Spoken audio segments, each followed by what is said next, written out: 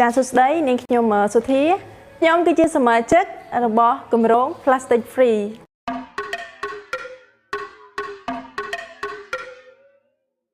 ចាចំពោះដែលហៅថាសម្រាម plastic ជាប្រភេទ plastic ទាំងឡាយណាដែលយើងត្រូវការប្រើប្រាស់តែម្ដងហើយលែងត្រូវការបន្តទៀតឬក៏អាចបោះចោលទៅលើបរិស្ថានជុំវិញចា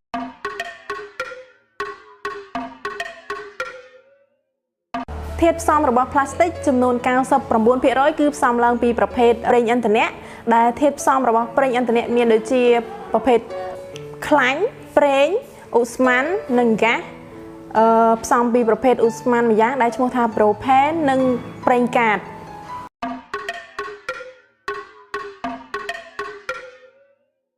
ចំពោះអាយុកាលរបស់ plastic គឺស្ថិតទៅតាមប្រភេទនីមួយៗរបស់ plastic ដែលមានដូចជាប្រភេទថង់ plastic គឺវាមានអាយុកាល20ឆ្នាំសំបក10ជឿគឺ450ឆ្នាំ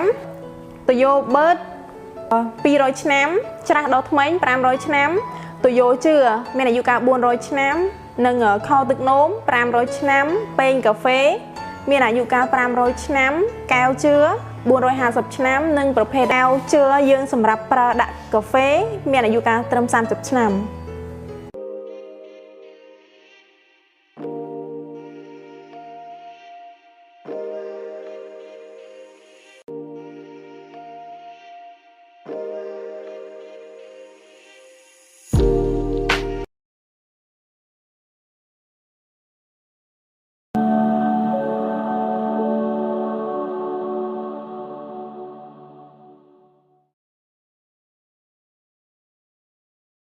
ខ្ញុំសុធា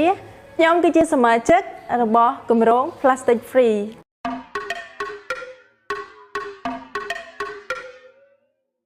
ចាចំពោះ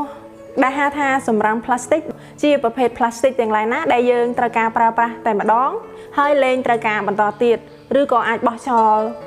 ទៅលើបរិស្ថានជុំវិញចា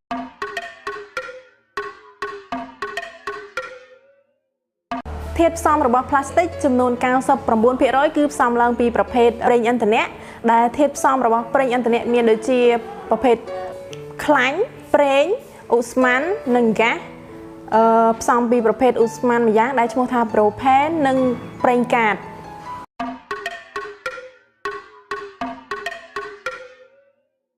ចំពោះអាយុកាលរបស់ plastic គឺស្ថិតទៅតាមប្រភេទនីមួយៗរបស់ plastic ដែលមានដូចជាប្រភេទថង់ plastic គឺវាមានអាយុកាល20ឆ្នាំសំបក10ជឿគឺ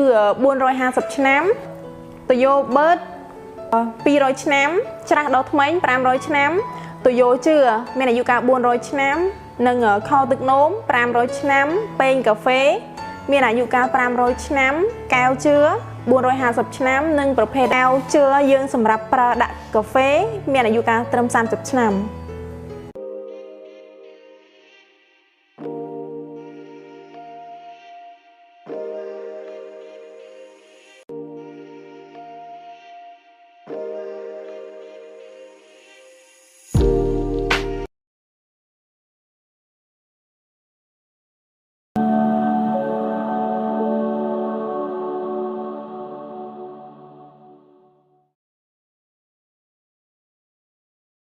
ខ្ញុំសុធា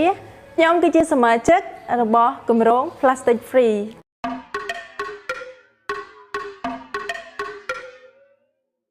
ចាចំពោះដែលហៅថាសម្រាម plastic ជាប្រភេទ plastic ទាំងឡាយណាដែលយើងត្រូវការប្រើប្រាស់តែម្ដងហើយលែងត្រូវការបន្តទៀតឬក៏អាចបោះចោលទៅលើបរិស្ថានជុំវិញចា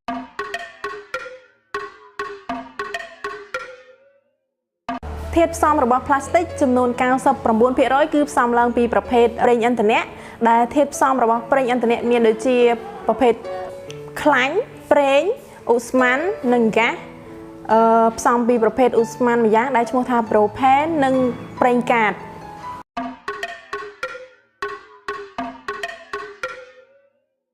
ចំពោះអាយុកាលរបស់ plastic គឺស្ថិតទៅតាមប្រភេទនីមួយៗរបស់ plastic ដែលមានដូចជាប្រភេទថង់ plastic គឺវាមានអាយុកាល20ឆ្នាំសំបក10ជឿគឺ450ឆ្នាំតូយ៉ូបឺត200ឆ្នាំច្រាស់ដ៏ថ្មី500ឆ្នាំតូយ៉ូជឿមានអាយុកាល400ឆ្នាំ និងខោទឹកនោម500ឆ្នាំពែងកាហ្វេមានអាយុកាល500ឆ្នាំកែវជឿ450ឆ្នាំនិងប្រភេទកែវជឿយើងសម្រាប់ប្រើដាក់កាហ្វេមានអាយុកាលត្រឹម30ឆ្នាំ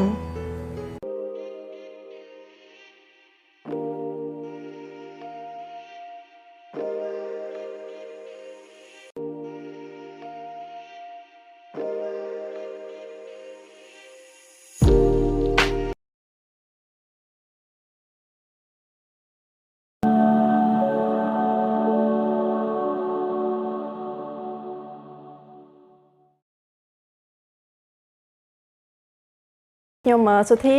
ខ្ញុំគឺជាសមាជិករបស់គម្រោង Plastic Free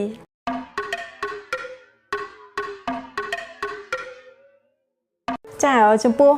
ដែលហៅថាសម្រាម plastic ជាប្រភេទ plastic ទាំងឡាយណាដែលយើងត្រូវការប្រើប្រាស់តែម្ដងហើយលែងត្រូវការបន្តទៀតឬក៏អាចបោះចោល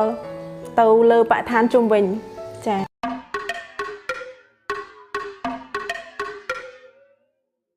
ធាតុផ្សំរបស់ plastic ចំនួន 99% គឺផ្សំឡើងពីប្រភេទប្រេងឥន្ធនៈដែលធាតុផ្សំរបស់ប្រេងឥន្ធនៈមានដូចជាប្រភេទខ្លាញ់ប្រេងឧស្ម័ននិងហ្គាសផ្សំពីប្រភេទឧស្ម័នម្យ៉ាងដែលឈ្មោះថា propane និងប្រេងកាត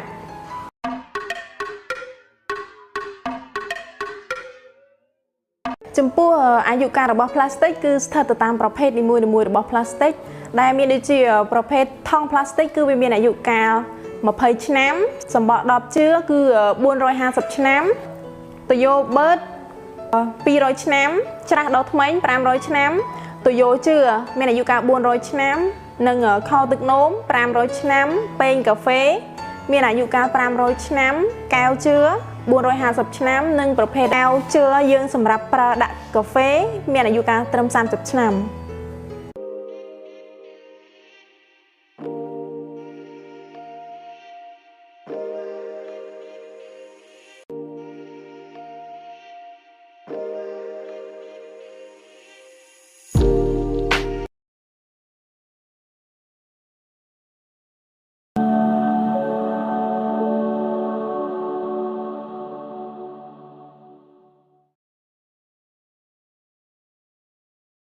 ខ្ញុំសុធាខ្ញុំគឺជាសមាជិករបស់គម្រោង Plastic Free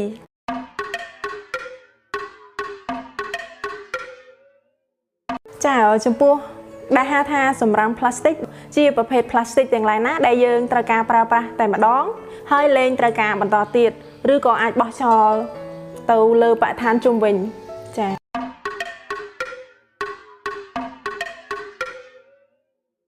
ធាតុផ្សំរបស់ plastic ចំនួន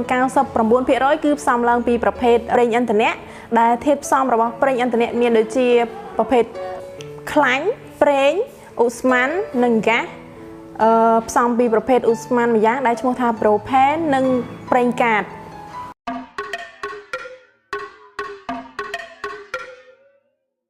ចំពោះអាយុកាលរបស់ plastic គឺស្ថិតទៅតាមប្រភេទនីមួយៗរបស់ plastic ដែលមានដូចជាប្រភេទថង់ plastic គឺវាមានអាយុកាល20ឆ្នាំសំបក10ជឿគឺ450ឆ្នាំតូយ៉ូបឺត200ឆ្នាំច្រាស់ដ៏ថ្មី500ឆ្នាំតូយ៉ូជឿមានអាយុកាល400ឆ្នាំនិងខោទឹកនោម500ឆ្នាំពែងកាហ្វេមានអាយុកាល500ឆ្នាំកែវជឿ450ឆ្នាំនិងប្រភេទកែវជឿយើងសម្រាប់ប្រើដាក់កាហ្វេមានអាយុកាលត្រឹម30ឆ្នាំ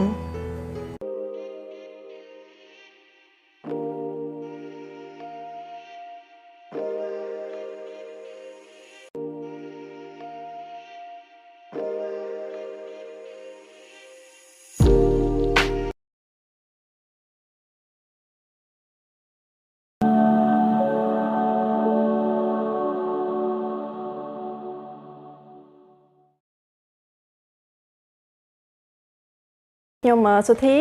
ខ្ញុំគឺជាសមាជិករបស់គម្រោង Plastic Free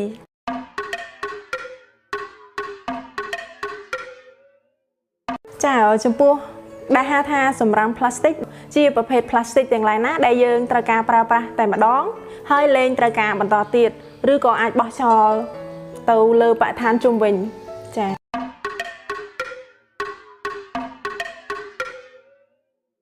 ធ ធាតុផ្សំរបស់ផ្លាស្ទិកចំនួន 99% គឺផ្សំឡើងពីប្រភេទប្រេងឥន្ធនៈដែលធាតុផ្សំរបស់ប្រេងឥន្ធនៈមានដូចជាប្រភេទខ្លាញ់ប្រេង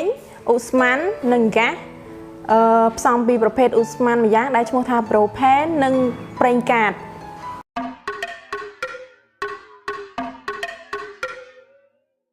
ចំពោះអាយុកាលរបស់ផ្លាស្ទិកគឺស្ថិតទៅតាមប្រភេទនីមួយៗរបស់ផ្លាស្ទិកដែលមានដូចជាប្រភេទថង់ផ្លាស្ទិកគឺវាមានអាយុកាល20ឆ្នាំសម្បក10ជឿគឺ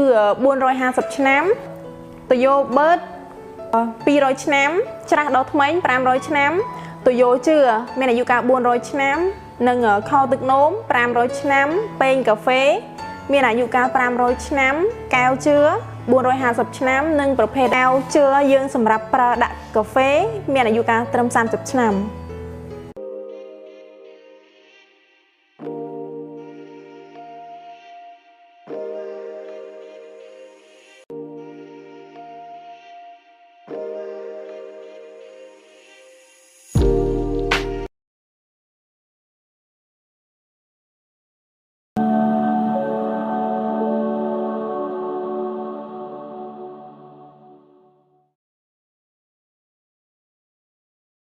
ខ្ញុំសុធា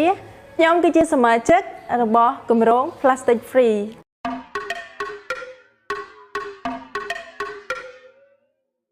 ចាចំពោះដែលហៅថាសម្រាម plastic ជាប្រភេទ plastic ទាំងឡាយណាដែលយើងត្រូវការប្រើប្រាស់តែម្ដងហើយលែងត្រូវការបន្តទៀតឬក៏អាចបោះចោលទៅលើបរិស្ថានជុំវិញចា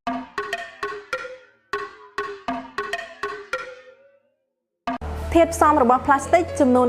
99% គឺផ្សំឡើងពីប្រភេទប្រេងឥន្ធនៈដែលធាតុផ្សំរបស់ប្រេងឥន្ធនៈមានដូចជាប្រភេទខ្លាញ់ប្រេងឧស្ម័ននិងហ្គាសផ្សំពីប្រភេទឧស្ម័នម្យ៉ាងដែលឈ្មោះថាប្រូផេននិងប្រេងកាត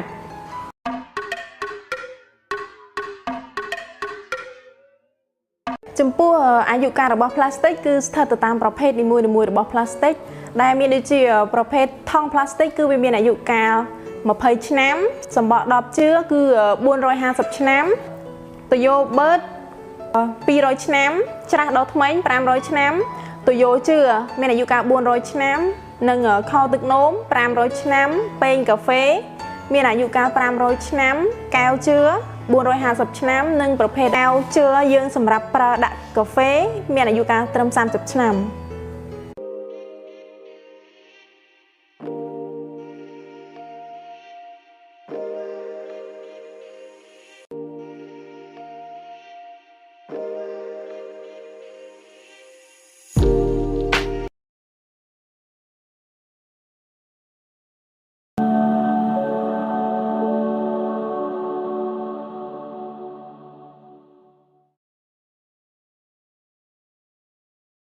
ខ្ញុំសុធាខ្ញុំគឺជាសមាជិករបស់គម្រោង Plastic Free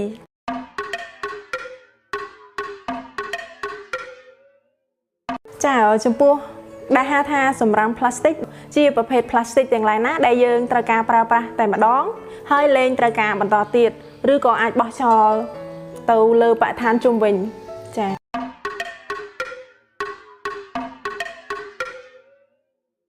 ធាតុផ្សំរបស់ផ្លាស្ទិកចំនួន 99% គឺផ្សំឡើងពីប្រភេទប្រេងឥន្ធនៈដែលធាតុផ្សំរបស់ប្រេងឥន្ធនៈមានដូចជាប្រភេទខ្លាញ់ប្រេងឧស្ម័ននិងហ្គាស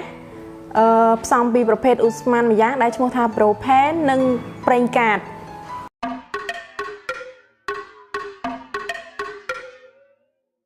ចំពោះអាយុកាលរបស់ផ្លាស្ទិកគឺស្ថិតទៅតាមប្រភេទនីមួយៗរបស់ផ្លាស្ទិកដែលមានដូចជាប្រភេទថង់ផ្លាស្ទិកគឺវាមានអាយុកាល20ឆ្នាំសម្បក10ជឿគឺ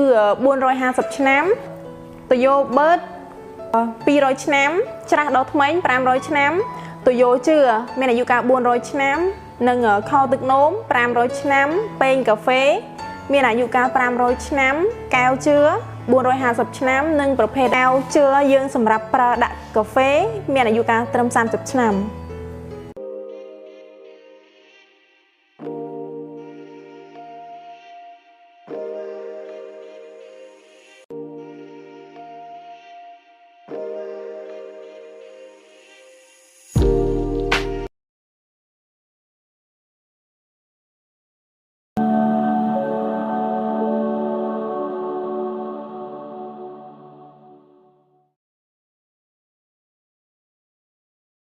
ខ្ញុំសុធាខ្ញុំគឺជាសមាជិករបស់គម្រោង Plastic Free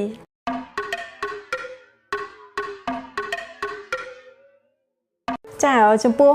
ដែលហៅថាសម្រាម plastic ជាប្រភេទ plastic ទាំងឡាយណាដែលយើងត្រូវការប្រើប្រាស់តែម្ដងហើយលែងត្រូវការបន្តទៀតឬក៏អាចបោះចោលទៅលើបរិស្ថានជុំវិញចា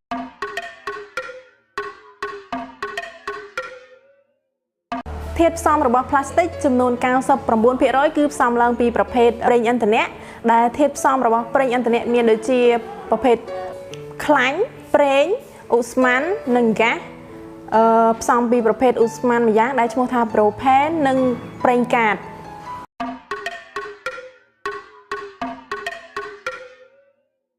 ចំពោះអាយុកាលរបស់ plastic គឺស្ថិតទៅតាមប្រភេទនីមួយៗរបស់ plastic ដែលមានដូចជាប្រភេទថង់ plastic គឺវាមានអាយុកាល20ឆ្នាំសំបក10ជឿគឺ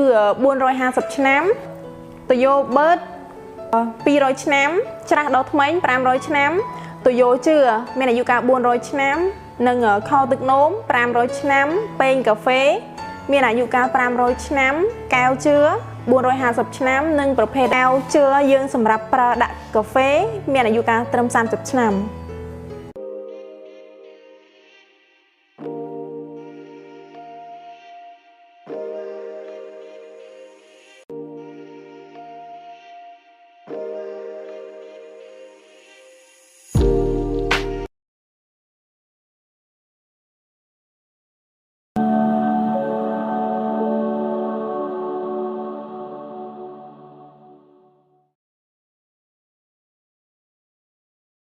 ខ្ញុំសុធាខ្ញុំគឺជាសមាជិករបស់គម្រោង Plastic Free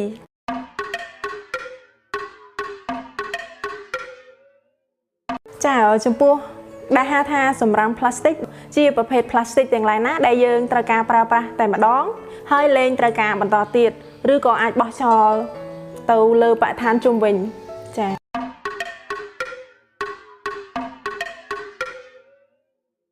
ធាតុផ្សំរបស់ plastic ចំនួន 99% គឺផ្សំឡើងពីប្រភេទប្រេងឥន្ធនៈដែលធាតុផ្សំរបស់ប្រេងឥន្ធនៈមានដូចជាប្រភេទខ្លាញ់ប្រេងឧស្ម័ននិងហ្គាសផ្សំពីប្រភេទឧស្ម័នម្យ៉ាងដែលឈ្មោះថា propane និងប្រេងកាត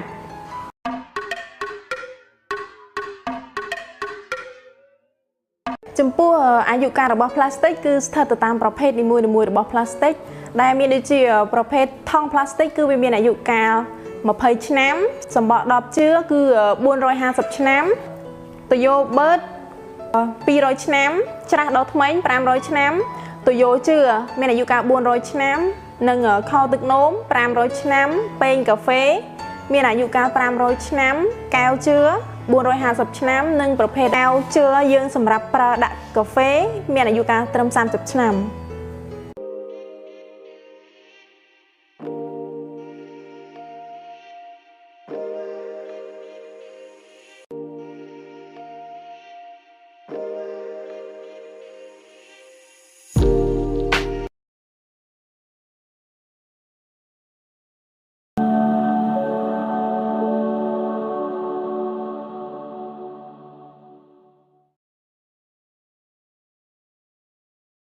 ខ្ញុំសុធា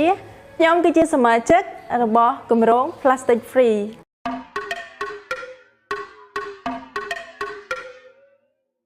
ចាចំពោះដែលហៅថាសម្រាម plastic ជាប្រភេទ plastic ទាំងឡាយណាដែលយើងត្រូវការប្រើប្រាស់តែម្ដងហើយលែងត្រូវការបន្តទៀតឬក៏អាចបោះចោលទៅលើបរិស្ថានជុំវិញចា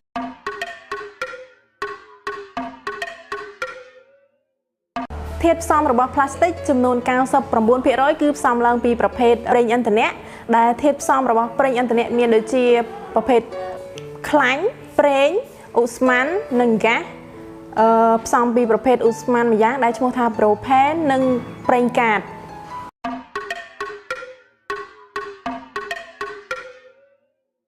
ចំពោះអាយុកាលរបស់ plastic គឺស្ថិតទៅតាមប្រភេទនីមួយៗរបស់ plastic ដែលមានដូចជាប្រភេទថង់ plastic គឺវាមានអាយុកាល20ឆ្នាំសំបក10ជឿគឺ450ឆ្នាំតយោបឺត200ឆ្នាំច្រាស់ដល់ថ្មី500ឆ្នាំតយោជឿមានអាយុកាល400ឆ្នាំ និងខោទឹកនោម500ឆ្នាំពែងកាហ្វេមានអាយុកាល500ឆ្នាំកែវជឿ450ឆ្នាំនិងប្រភេទកែវជឿយើងសម្រាប់ប្រើដាក់កាហ្វេមានអាយុកាលត្រឹម30ឆ្នាំ